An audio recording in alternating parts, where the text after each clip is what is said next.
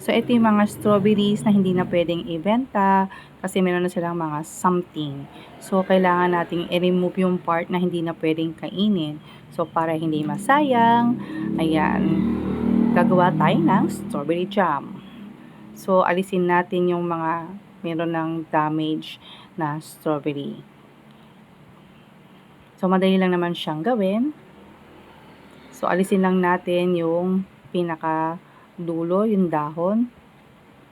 Ayan. I-slice natin siya.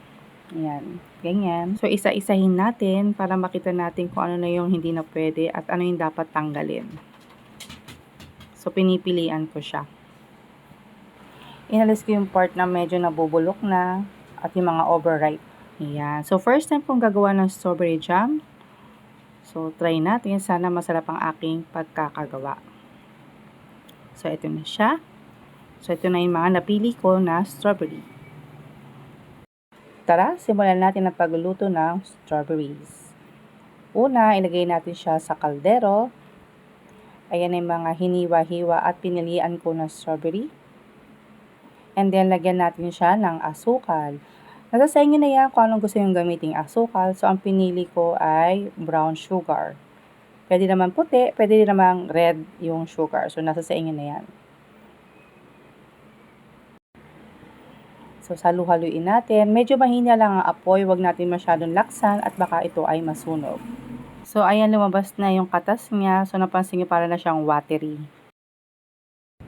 Saka natin pisat-pisatin or durug-durugin. Nasa sa inyo na yan kung gusto nyo ba ay buo-buo ang strawberries or gusto nyo durug-durug. Sa akin gusto ko medyo buo-buo pa siya. Ayan, pag malapot-lapot na siya, pwede na natin siyang i-off ang kalan. Ayan, okay na siya.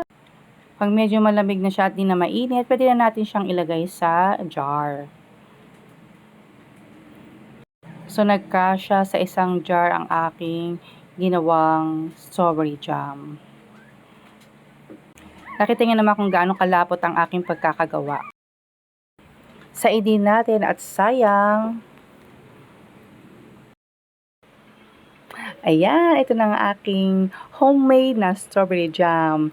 Takpan na natin at pwede na natin siyang ilagay sa ref. Mas masarap ang jam pag galing siya sa ref. Ayan, kitang-kita niyo naman ang mga buong strawberries. Oh, gustong-gusto ko na siyang kainin at ispalaman sa mainit na pandesal. Ayan, gawa na rin kayo. Madali lang naman siya. Thank you for watching. Bye-bye!